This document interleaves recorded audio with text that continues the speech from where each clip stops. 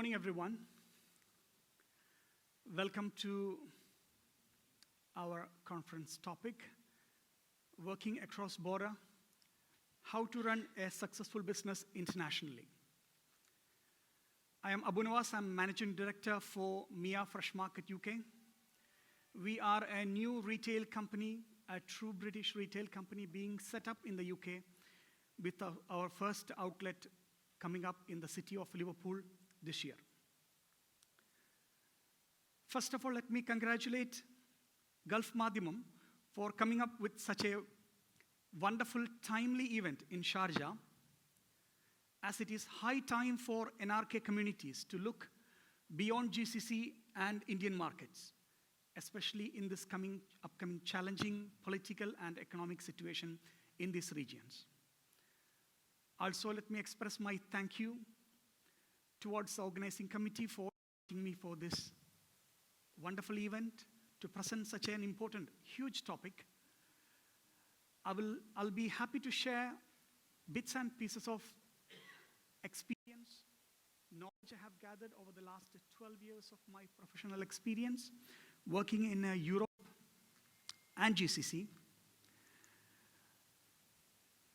Also, since we are setting up a project in the UK, most of the presentation will be revolving around the UK market as an example. So Miya Fresh Market, that's our project in the UK.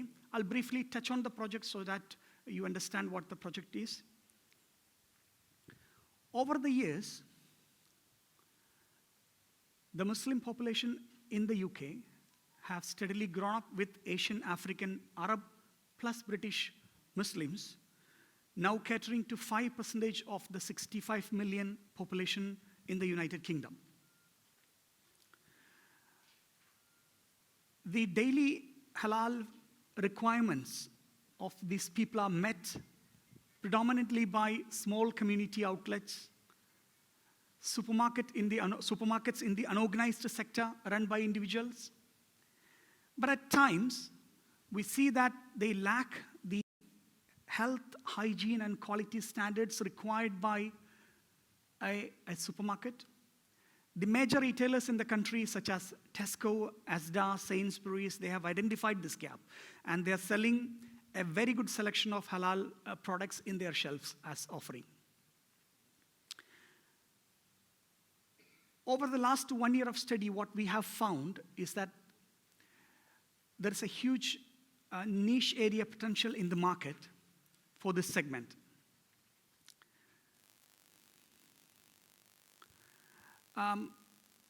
The word halal itself simply means permissible. It's not just the food we eat. As you all know, after we consume the meat, the leftover from a butchery or the slaughtering house has to go somewhere, has to be used in some other industry, everywhere.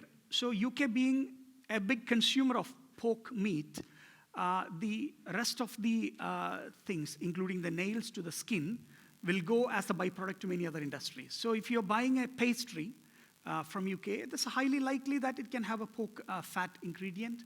If you're buying a cream, there's a very high chance that it can have a pork fat, gelatin, or whatever it is.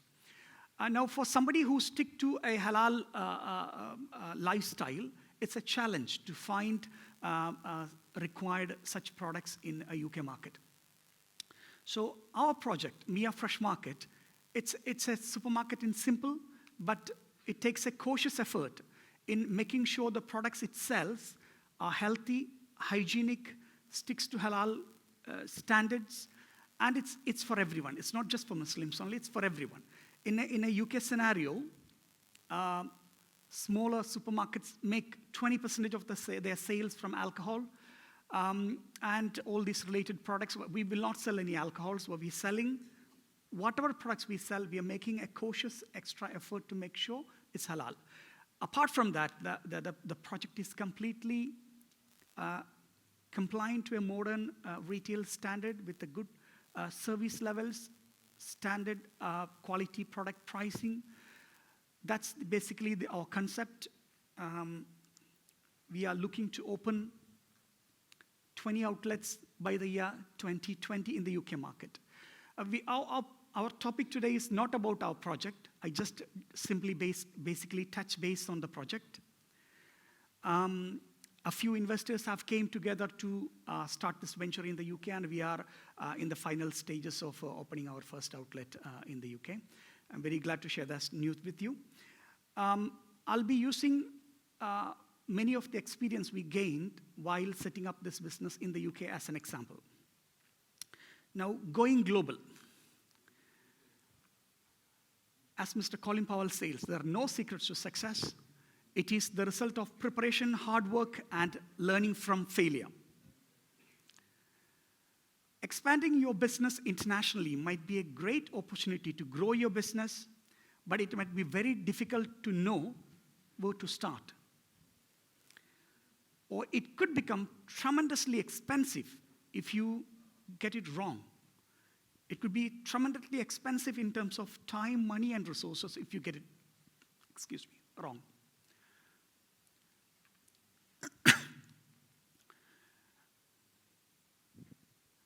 When you expand your business to a new market, or when you are setting up a new concept in a new country, the first and foremost thing we all do, which we need to be really careful, is doing your research beforehand. Understanding the country you want to do the business in. No two countries are the same. It could be politically, economically, culturally. There are n number of things you need to be really careful when you start a business in a new country. We'll go through these points one by one. Before we go into the detail, I'm sharing the very limited experience and knowledge I had in this field. Some of you might be much more experienced in the question and answer session. Even I would like to hear from you also so that we can learn together on this topic. The first and foremost we look at is the political differences. The type of economic system in a country decided by the political system in that country. And no two countries have the same political and legal system. Once you are in a foreign market, you must abide by the laws and rules of that land. As we know, there are democratic countries, monarchies, dictatorships. It doesn't matter what type of a political system, but one thing is very sure. It is going to have a long-term impact on the success of your business. That's the bottom line. So we need to be really careful about understanding what are the fine elements in the economy, the political system, which will have an impact on your business in the long run. The second would be cultural differences. Our culture is a common set of norms accepted by a community. The first being communication.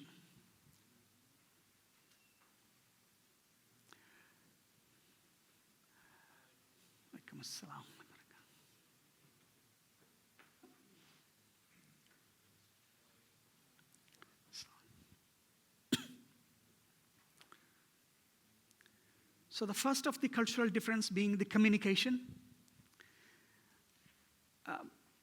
In this modern world, English is accepted as a de facto language for business communication, though there are many other countries with many important languages.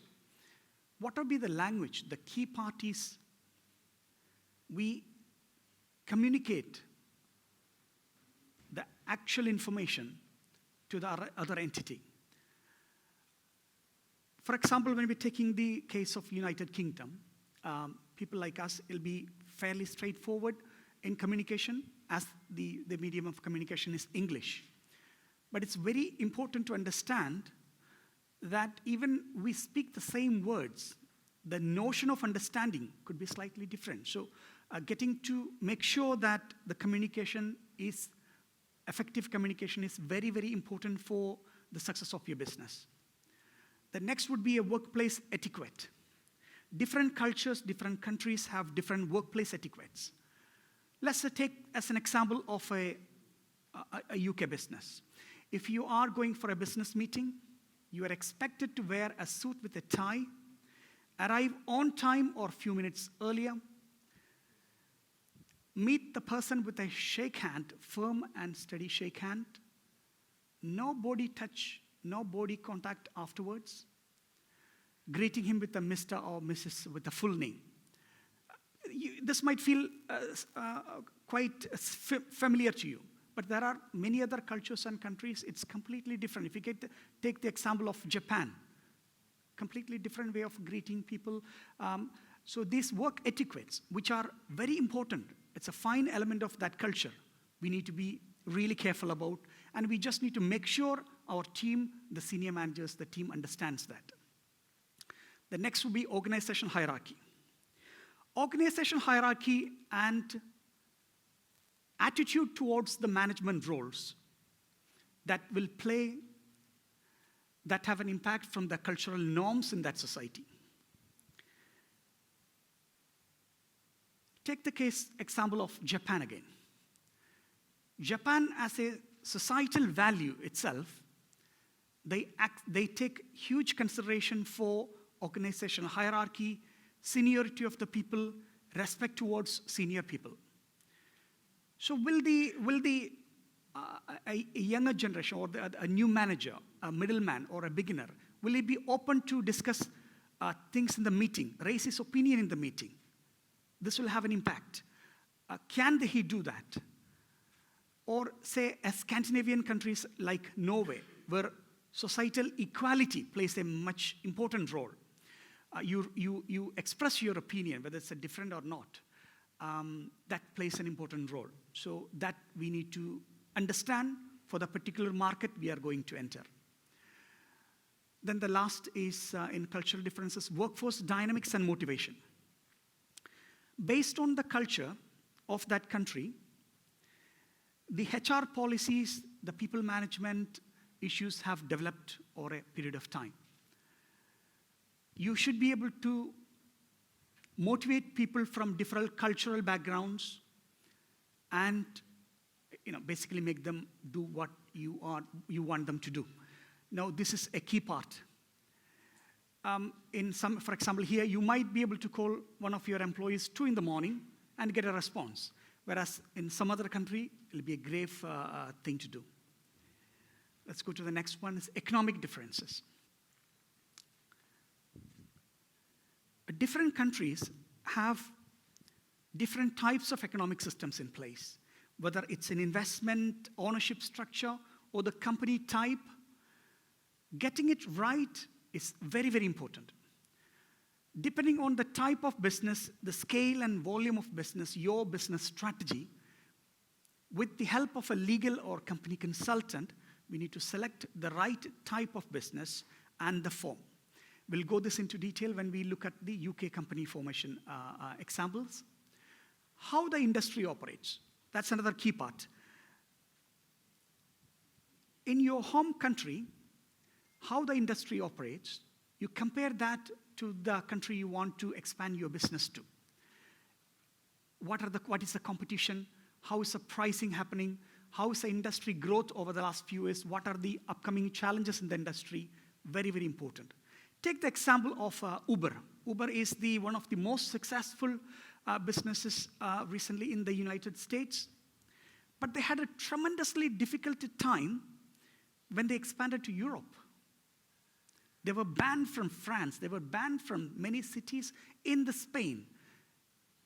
And this happened just purely because they failed to understand how the legal and political system, economic system work in Europe compared to the United States.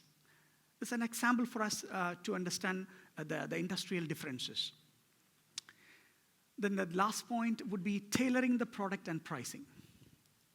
Whether you are starting a new concept in a new market or expanding your existing concept, it is very important that you understand the customer dynamics, tailoring your products and services to the target market. Take the example of, let's say, the famous F&B chain Subway.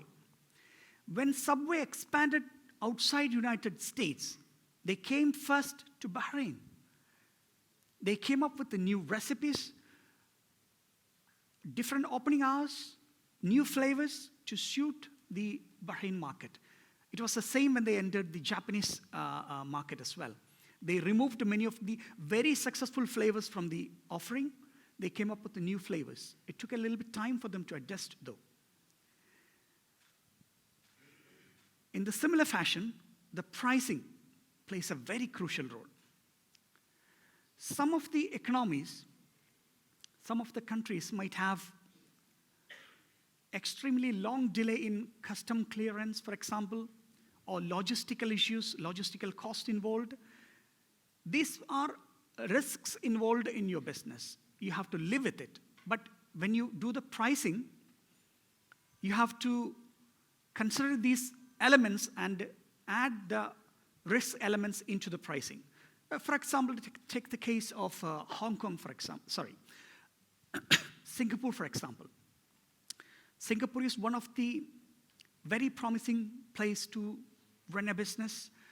The cost of operation is very low, but when you do the pricing, you need to take two things in a serious consideration are the warehouse costing and logistics. It's very expensive in Singapore, but the rest of the cost, low cost of operation, balance it out.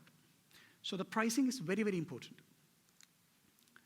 Now we into the UK market, doing business in the UK.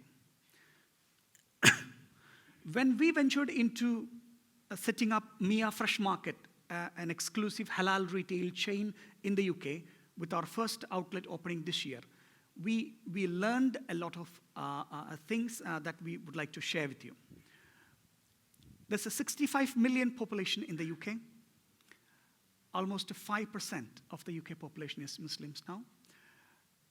The UK has a prime global position in world trade and technology innovation.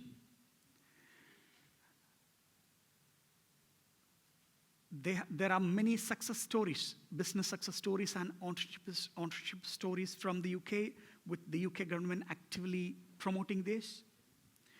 The UK heavily invests on creative talent and skills, promoting and nurturing talents. The financial and banking sector in the UK is very strong. Many, or rather most of the financial institutions have headquarters, if not their regional offices in the UK.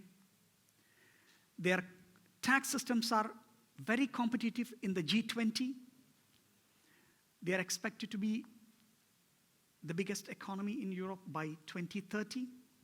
We'll have to see in terms of Brexit how it materializes. The transparent regulation and judicial system is another key aspect of UK economy. Let's look at the types of business entities we have in the UK. As we all know, like for example in the GCC, UAE for example, 51% of the investment ownership is by a local here, whereas in the UK it's 100% business ownership. You can buy, lease, or sell properties for your business if required. The major forms of business are limited liability companies, whether it's a public or private. You can have a branch subsidiary company of your foreign company there. You could have a limited liability partnership like in India, LLP company in the UK. You could have a consortium or JV with a UK company. Or you could have a sole trading in your name, 100% ownership without a legal structure like a private or public limited company. Now let me point out one simple aspect of this. If you're forming a private limited company, I want to tell you how easy it is. If you just go to a website of an agency which is providing the service, in a very plain, simple English written all the documents required, the list of documents required, just scan and upload, make the payment on credit card. They'll tell you exactly how many days it will take for you to get the license in a matter of days. So they have made it very easy for opening a company in the UK. They have one of the lowest corporation tax in G20, and the capital gains tax very low compared to United States of America and the G20, other G20 countries. This is very competitive. They offer incentives for SMEs, as SMEs are very important in any economy. If your company is involving in research and development, there are special tax incentives for your type of organizations. If you have a patent where you make an income from the patent, you have a low corporation tax on the patents.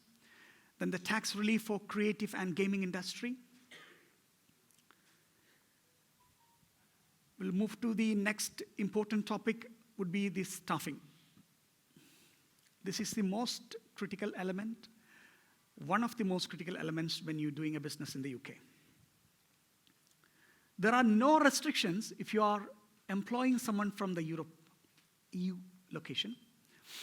Whereas if you're bringing somebody from outside of EU region, you need to have a sponsorship license. This is very strictly governed by UK Border Agency.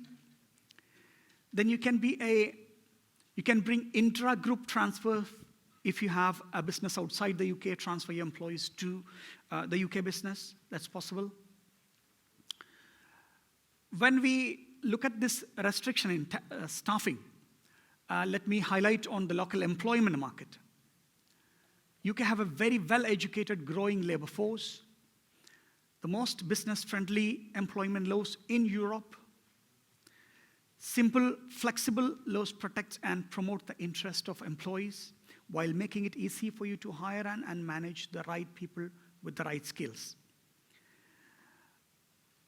With the formal education or along with continuing education programs by the various UK entities, they identify the labor gaps in the market, the talents and skill gap in the market, and they always promote the continuing education to make sure that gap is met by the local employment market. Then the one other key aspect is financing your business and stock exchange listing. As we all know, the London Stock Exchange, if you have a fairly big business you want to bring into UK, looking to list in the London Stock Exchange, or if you have a smaller business you want to go for London Stock Exchange Alternative Investment Market, LSE AIM exchange, this is possible to raise funds from public. You can have private equity and venture capital investments. There are n number of organizations in the country. The banking sector is very supportive. Export credit facilities. Then the UK and EU grants for startups and SMEs.